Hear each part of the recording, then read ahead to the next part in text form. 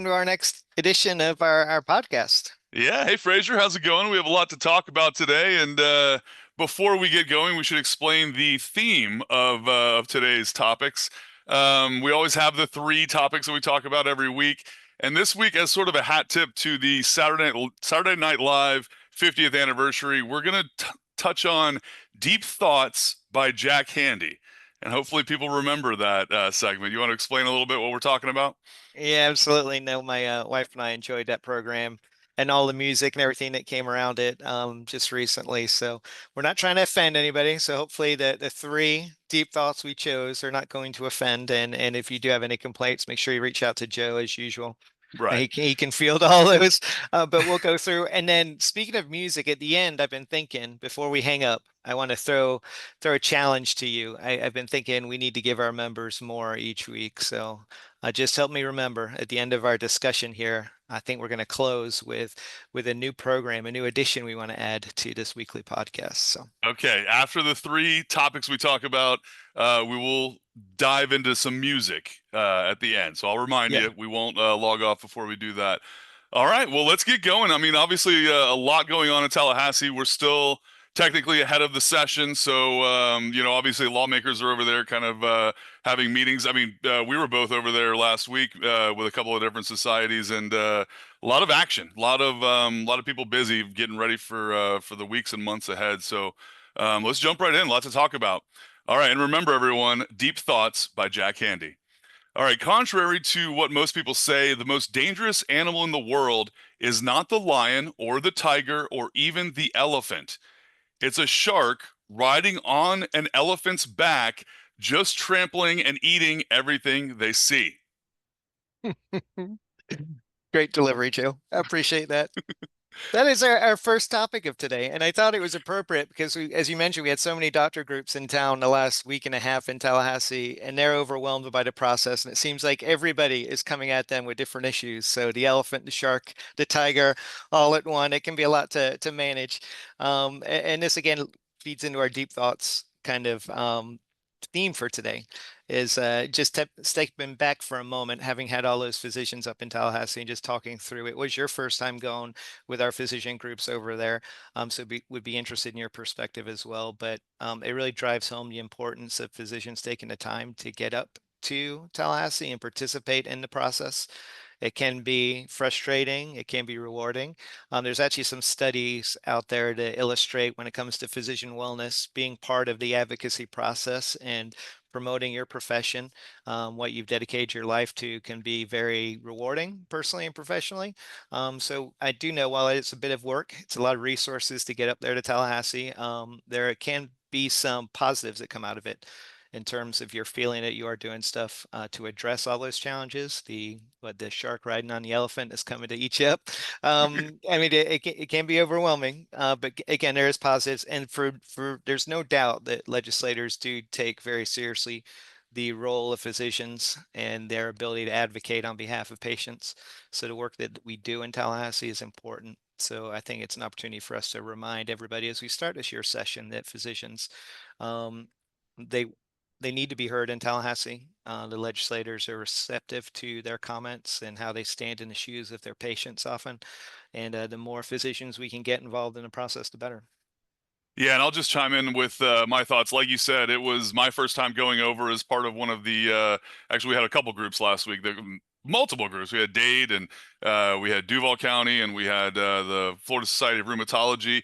And it was just interesting, kind of being a fly on the wall and seeing, the time that these legislators were giving to the doctors, and the questions went back and forth. The doctors would ask, hey, what can we do for you guys, and then vice versa. The legislators would say, hey, explain this language that's in this proposed bill, and tell me, why is this important to you guys? And everyone listened to everyone. And obviously you have the people that you have the longtime relationships with these legislators, and sometimes they have different priorities to the people that we're representing over there. But it was very interesting and busy. If anybody was considering going next year, or wondering what it's like, it's a full whirlwind of a day where you're just running from office to office, and you have a meeting, and a lot of them are back to back and everything like that. And you have to be ready to talk about these specific examples from your own practice and things like that.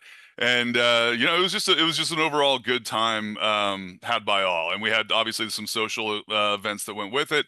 But for anybody in the future who's thinking about going, you have to prepare beforehand, make sure you know what you're talking about, and then when you're sitting face to face with these legislators, you just really have to make your case, and you have to do it quickly because they have another person coming in right after you, with a whole another agenda. So it was beneficial for me to kind of see what it was all about, and I think most of the doctors at least got something out of it. And whether the legislators listened to everything they said or absorbed everything they were talking about, it's kind of up to the individual doctor to lay that all out. So I was kind of blown away by the whirlwind. So the headline was great that you provided there. It was a lot. I felt like I was the elephant at sometimes, and the shark was coming from a different angle. So it was fun, but necessary, obviously. Yeah. And we sort of made light of that too, but definitely it's a team sport up there. All those legislators, as they're bringing issues forward for debate, they're doing it on behalf of constituents.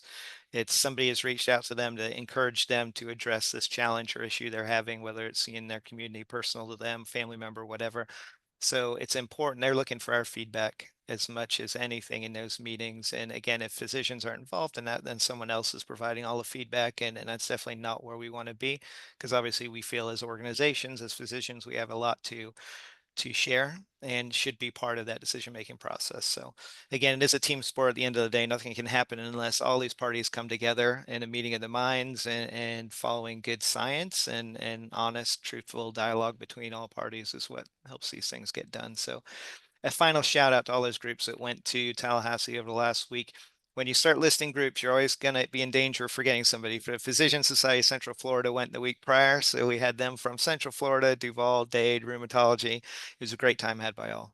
Yeah, and another thank you. Obviously, you have to take time away from your practice, and it's a big commitment to go to Tallahassee for. So thank you to everyone who went.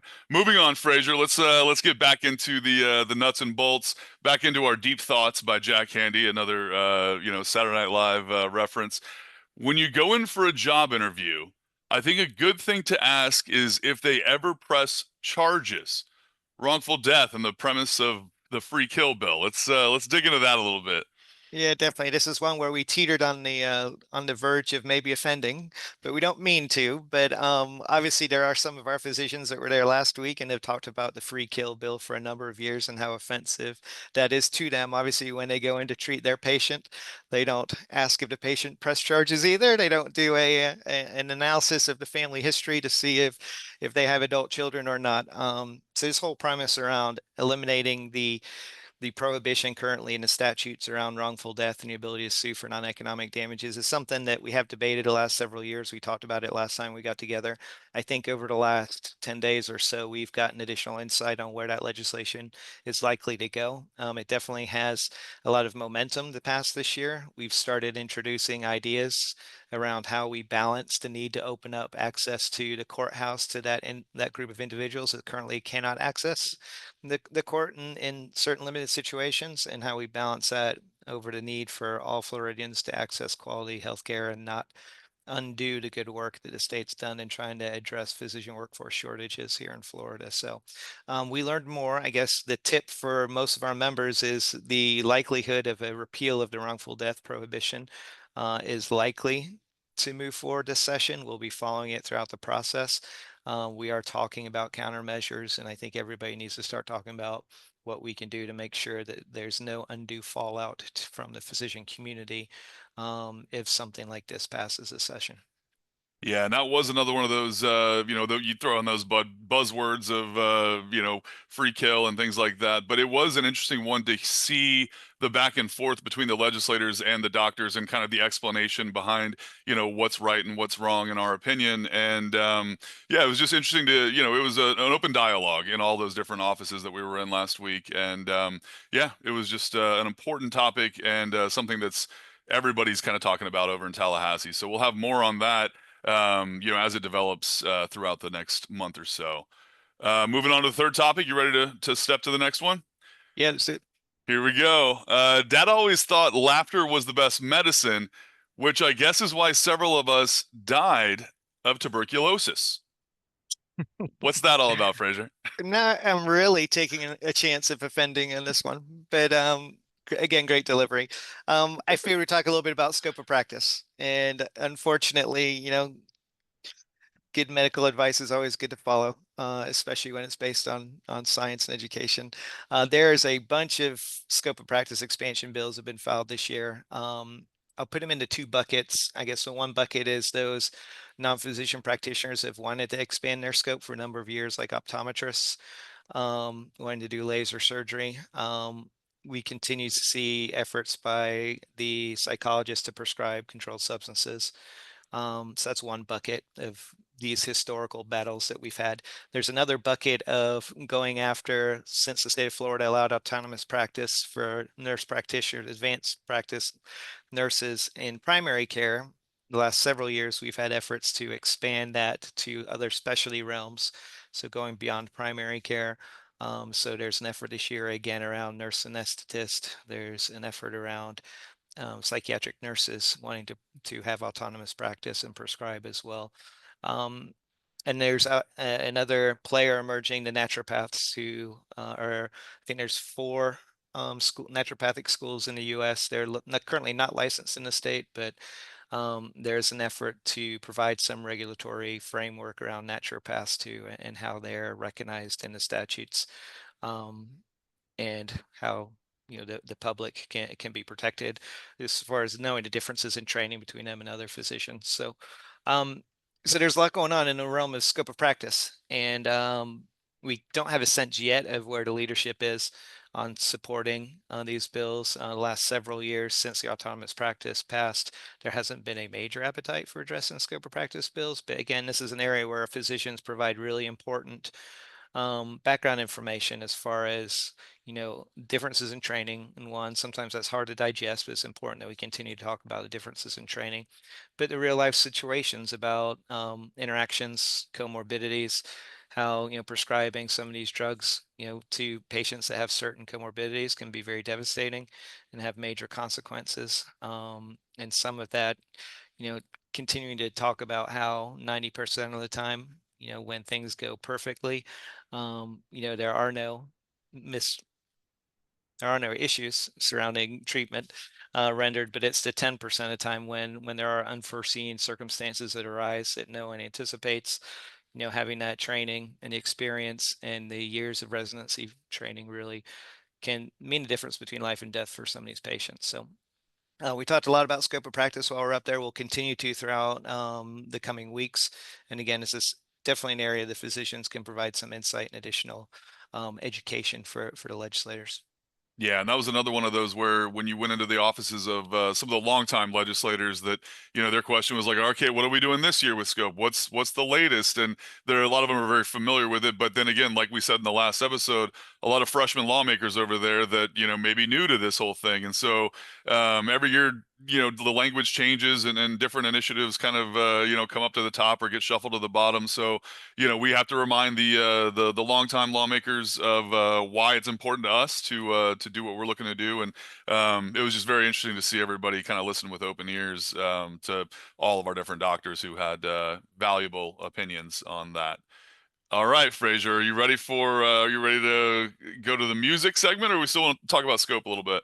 No, I think we're ready. The musical challenge, and I'm weaving this into the theme because obviously, with SNL 50th year, some of the best content they put together around that was the musical performances they had, the collaborations and everything. And I actually got the chance to spend a weekend in Nashville, where Jack White has a recording studio, spends a lot of time there in the community. So that got me thinking. I need to up the ante for our viewers, Joe. So I know you're a big music guy. So Yes. I think the component we need to add at the end of each show, kind of the show notes, if people say at the end, then Joe is going to give them his music song of the week. Some some new band, because I know you follow a lot of music that may not be that mainstream, but a new band tip that our members can take home and actually listen to some good music until they hear from us again next week. All right, Fraser, I like that. And then just so everyone knows, this, we talk a little bit about this before the episodes get going, but I had no idea. He's put me on the stop spot here, but I do like a lot of good live music. And the one we were talking about last week a lot, and Fraser, you know that I love this artist. His name's Billy Strings. He's from Michigan. He now I believe he does reside in the Nashville area, but he's a big bass fisherman. He just plays the acoustic guitar, but with effects pedals and things like that. So he's got a lot of great songs, and then when you see him live, he kind of goes into long jams. But one that's a little more radio friendly that the doctors might enjoy hearing is Turmoil and Tinfoil. So if you go look that one up, Turmoil and Tinfoil, it's kind of a toe tapper. But when you see it live, it can expand into a 15-minute jam. So if anybody has not heard of Billy Strings, he's doing big things. He's a Grammy Award winning artist. And then Turmoil and Tinfoil will get you kind of in the door, and then from there you can branch out and listen to a lot of other great music. So Fraser, was that a good tip? What do you It think? was great. Yeah, you didn't let me down. I know I sprung that on you without any prep. So next week's better be much more or more researched, if you will, more Yeah. nuanced, maybe something obscure, but I like it. Great Well, tip. and I had to run through a lot of his music is about like, he's bluegrass roots, but he's a little more, jam music too and electric and everything. So a lot of them are like songs about train robberies and, songs about, getting in trouble with the law. So I had to quickly run through and I Yeah, I don't think decision Turmoil. friendly. Yeah, exactly. So just listen to Turmoil and Tinfoil, and then from there listen to whatever you want. But Billy Strings, he's a great young. One fact about him actually, he's from a small town in Michigan, and a few years ago he went back to the elementary school or middle school that he went to there, and he bought acoustic guitars for every student at the school. So he said, "Hey, this is how I made my, fame and my money." Gave them all guitars and said, if you learn how to play this like I do, you've got a bright future. So yeah, Billy Gi- Strings. Giving That's back. my recommendation. That's what you did just there, Joe. You gave back to our audience. I like it. That's right. All right, Fraser. Well, that was another good episode. We went a little off the beaten path on this one, but we'll get back to kind of the three big things you need to know as we go forward and kind of follow the breaking news as it comes across our plate. But always a pleasure. Thanks, Joe. Appreciate it.